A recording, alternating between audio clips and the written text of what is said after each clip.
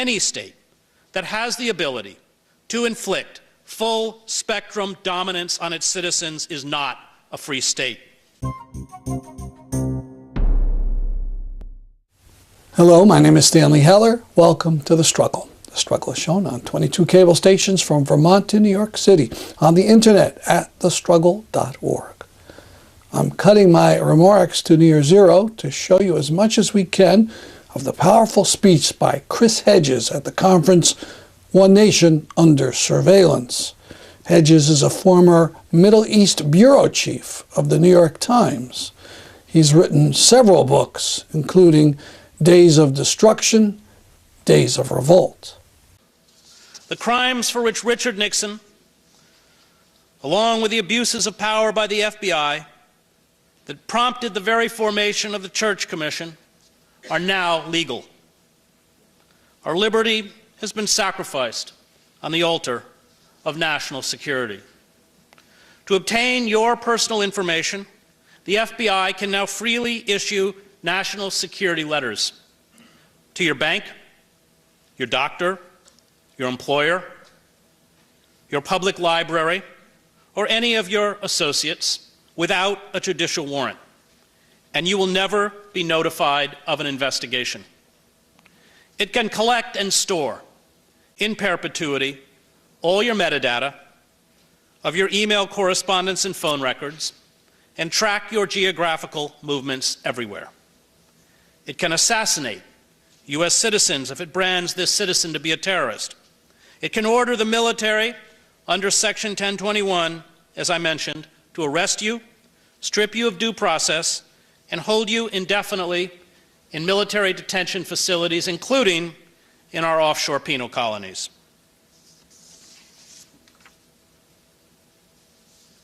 The state now hunts down and throws into prison any who attempt to expose the illegality of what it is doing, as with Chelsea Manning, or as with the forced exile of Edward Snowden.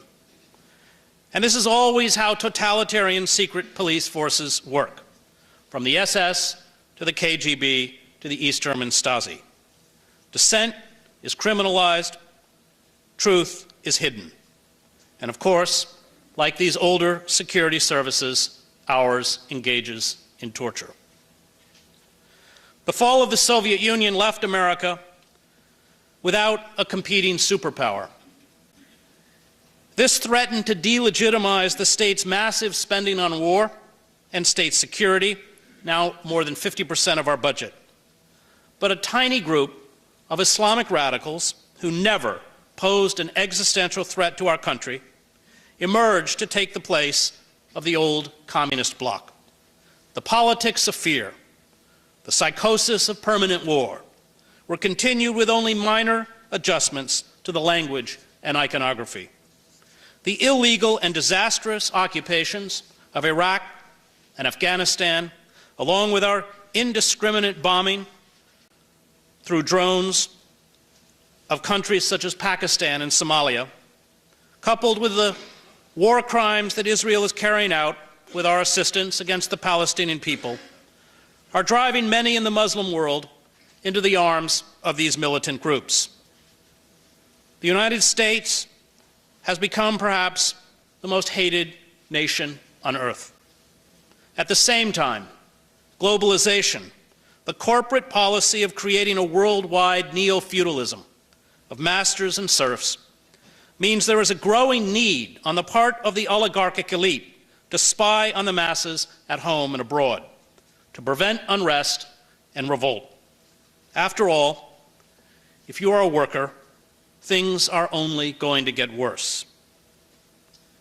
These intelligence services exist not only to protect the corporate state, but to spy on corporate competitors of American companies, including the Brazilian oil giant Petrobras, as well as competing corporations in Germany and France. This system of mass surveillance voraciously steals information from the leaders of countries, including our allies, such as German Chancellor Angela Merkel, whose personal cell phone the NSA tapped. The NSA spied on UN Secretary General Ban Ki-moon. It spied on Pope Francis and the conclave of Catholic cardinals that elected him last year. It carried out a major eavesdropping effort focused on the United Nations Climate Change Conference in Bali in 2007. And NSA officials, meanwhile, bugged their ex-lovers, their wives, and their girlfriends. And all this data is stored in perpetuity in government computers. The legal system, like our legislative system, has collapsed. It has made lawful everything from indefinite detention to torture to wholesale surveillance. Where are our judges? Where are our deans of our law schools? Where are our law professors?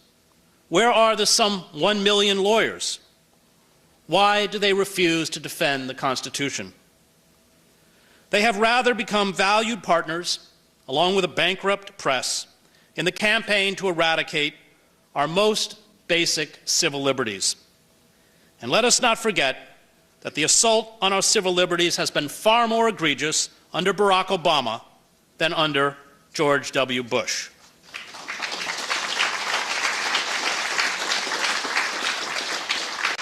The security state and our for-profit military-industrial complex masterfully manipulated the trauma of September 11th.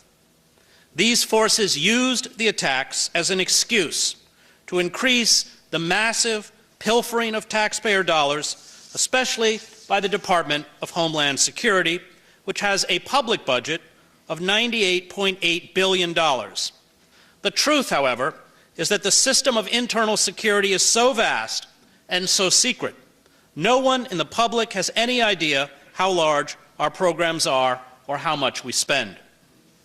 The irony is that our 16 intelligence agencies overlooked the numerous signs and evidence leading up to the 9/11 attacks.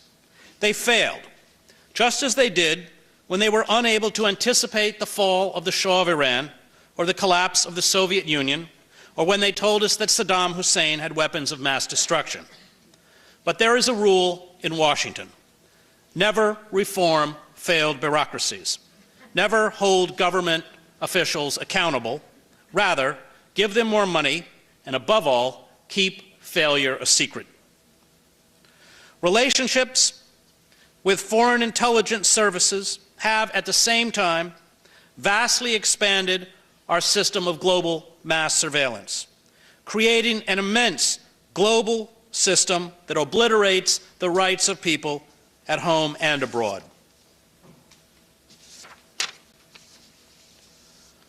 Now, I'm aware that the President has recently promised new reforms. But I ask you, how many times does Barack Obama have to lie to you before you get it? Look at his review group on intelligence and communications technologies, set up ostensibly to make recommendations for reform. The very same intelligence chiefs that have carried out these abuses led and directed the group. Or look at the request by the German Chancellor that we stop spying on her and her citizens. The US government rebuffed her request. It sent a message to her that we should all heed. And this message is, it will continue to do whatever it wants. The corporate state has no intention of giving up the most effective and pervasive system of mass surveillance in human history. And all vaunted reform will be empty and cosmetic. The NSA and other intelligence agencies have become our nation's voyeurs and peeping toms. They read our electronic bank and medical records. They know what our kids post on Facebook or Instagram. They have all of our emails and text messages. They track our movements through the GPS on our cell phones, and they are not alone. Corporations also track our online searches, what we buy, and then analyze and store that data to use it for commercial purposes. We cannot trust those who hold this power and profit from it to reform themselves. History has too many examples of such naive trust being breached. Only an independent judiciary can constrain those in power, and that is why Congress and our courts have been emasculated. That is why our judiciary has rewritten laws, from the NDAA to the FISA Amendment Act, to strip us of legal protection. The very courts and legal system designed to protect us have been turned against us. The irony is that Barack Obama would not even be president if it were not for the courage of persecuted dissidents such as Martin Luther King or Malcolm X, spied upon by their own government. But Obama understands where power lies. It does not lie with a citizen.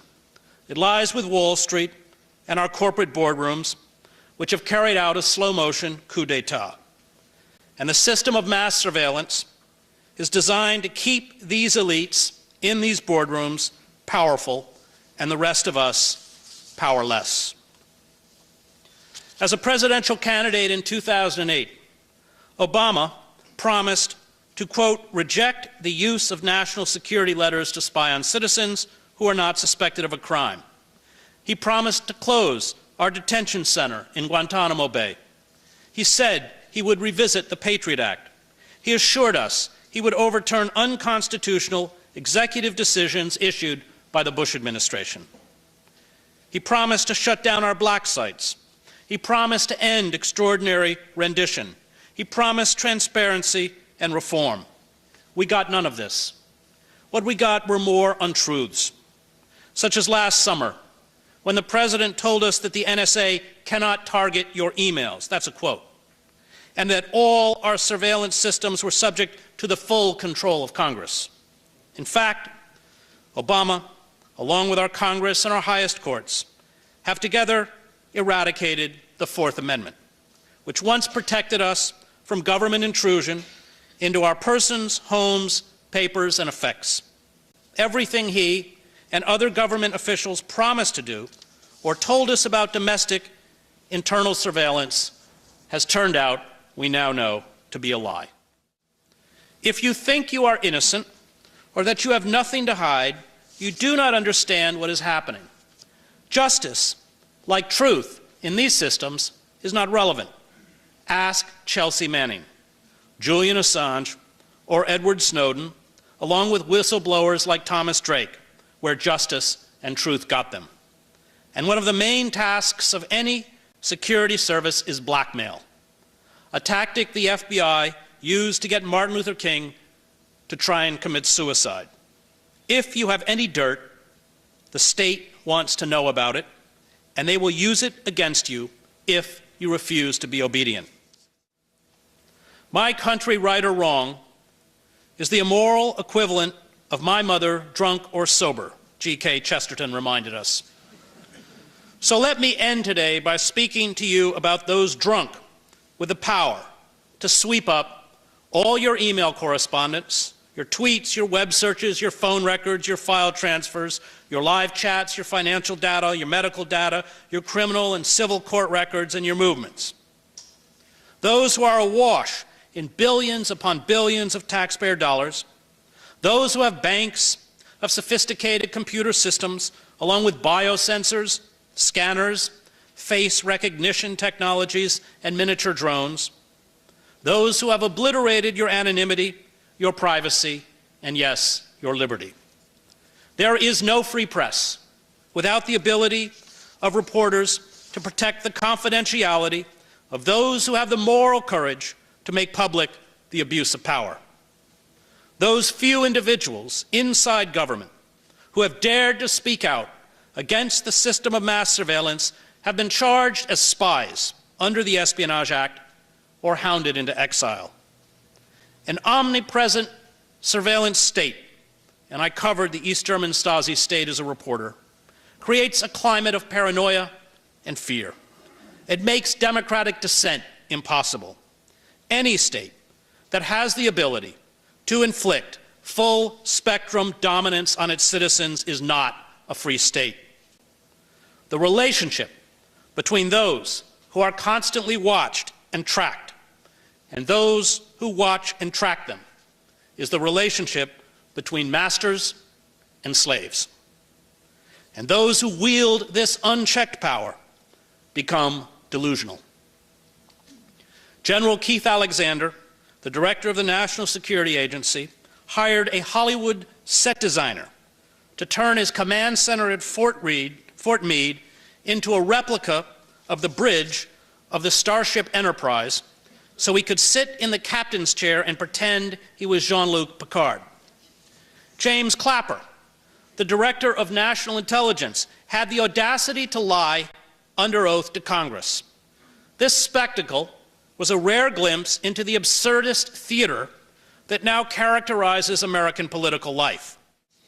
I was, as I mentioned, a plaintiff before the Supreme Court in Clapper versus Amnesty International, which challenged the FISA Amendment Acts of 2008.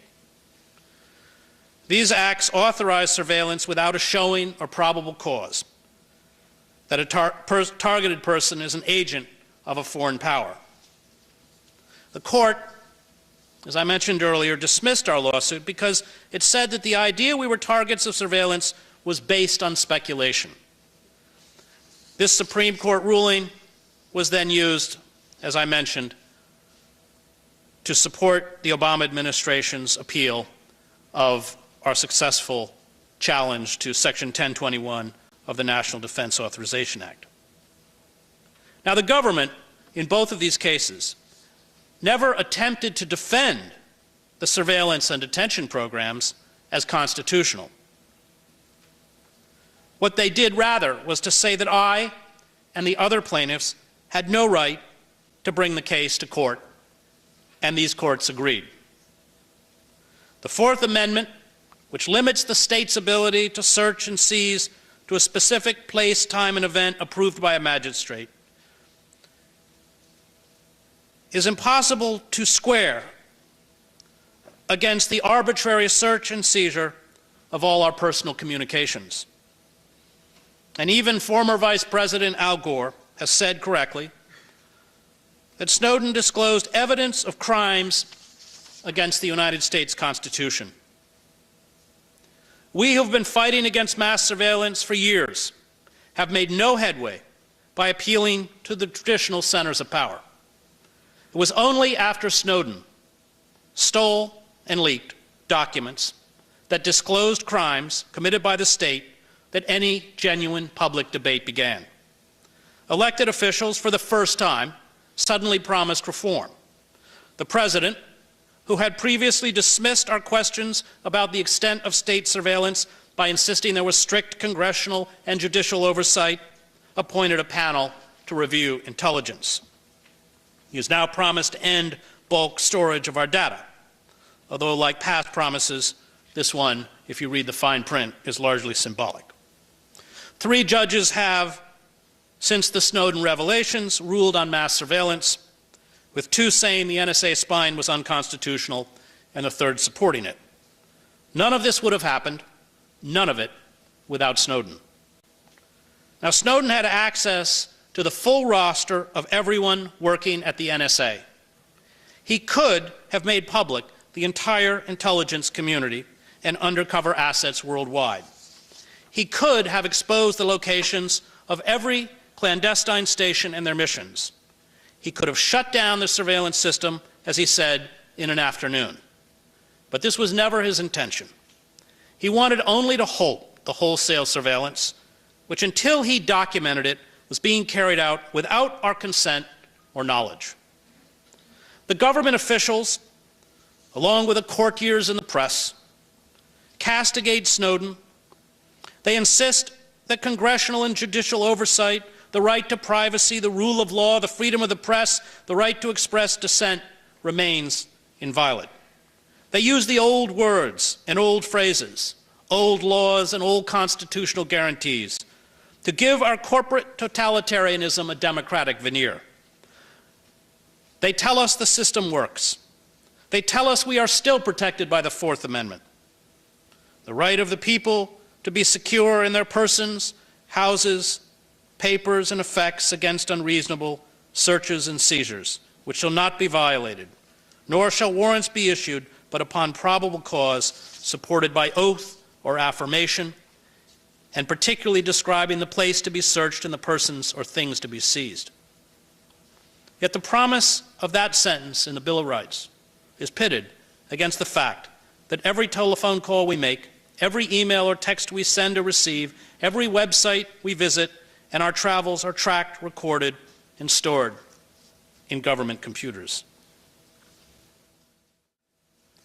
Now, Snowden, we are told, could have reformed from the inside. He could have gone to his superiors, or Congress, or the courts. But Snowden has numerous examples, including the persecution of Thomas Drake, who originally tried to go through proper channels, to remind him that working within the system is fatal. He had watched as senior officials, including Obama, lied to the public about internal surveillance. He knew that the president was dishonest when, for example, he assured Americans that the Foreign Intelligence Surveillance Court, which meets in secret and hears only from the government, is transparent. He knew that the president's statement that Congress was overseeing the entire program was false. He knew that everything the Director of National Intelligence, James Clapper, told the press, the Congress, and the public about the surveillance of Americans was untrue. And he knew that if this information were to be made available to the public, he would have to do it through a few independent journalists whose integrity he could trust. This deadly impasse, the tightening of the corporate totalitarian noose, would have continued if Snowden had not jolted the nation awake by disclosing the massive crimes of the prerogative state. Snowden's revelations triggered for the first time a genuine public debate about mass surveillance. Since the disclosures, we have had 3 judges, as I mentioned, rule. A presidential panel has established, and some members of Congress, although this was the body that authorized the Patriot Act and Section 10215, which ostensibly permitted wholesale surveillance, have expressed dismay at the extent of the NSA's activities and the weakness of its promised reforms. I do not trust the system to reform itself. But before Snowden, we had nothing. Snowden's revelations made us conscious. And as George Orwell wrote in 1984, until they become conscious, they will never rebel. Societies such as ours, that once had democratic traditions or periods when relative openness was possible, are often the most easily seduced into totalitarian systems, because those who rule and build totalitarian structures continue to pay outward fealty to the ideals, practices, and forms of the old system. This was true when Emperor Augustus dismantled the Roman Republic, was true when Lenin and the Bolsheviks seized control of the autonomous Soviets and ruthlessly centralized power. It was true following the collapse of the Weimar Republic and the rise of Nazi fascism. Thomas Paine described despotic governments as a fungus growing out of a corrupt civil society. And this is what has happened to us.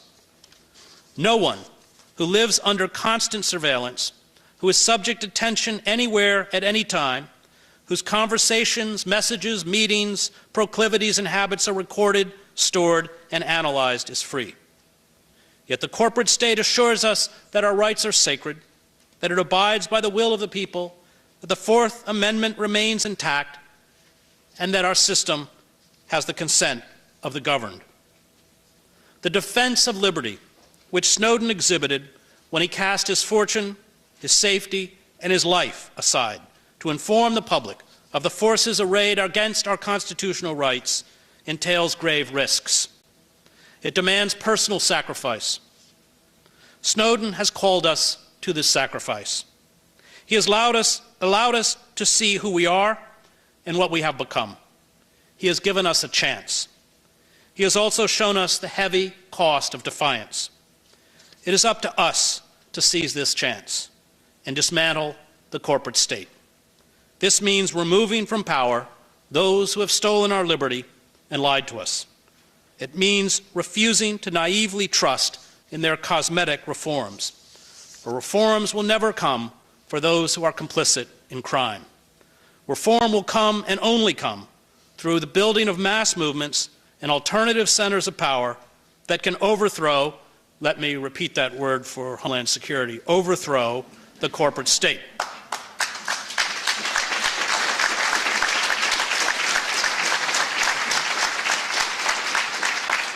If we fail to sever these chains, we will become like many who did not rise up in time to save their civil society's human chattel.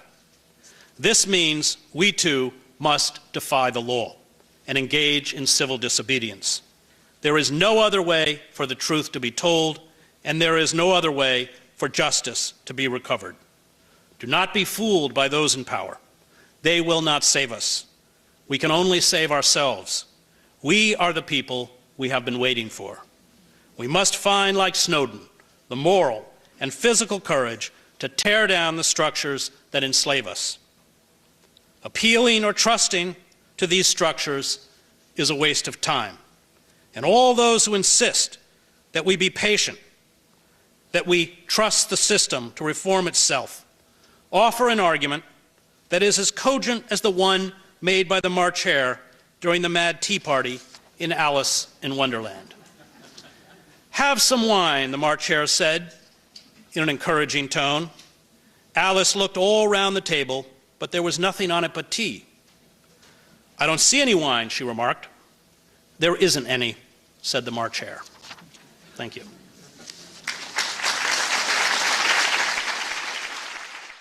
His full talk was over 40 minutes long. You can see it all on our website or on our YouTube channel, Struggle Video Media. 10,000 people have seen it already. That's our program for today. See you next week at this time. I'm Stanley Heller, and this is The Struggle.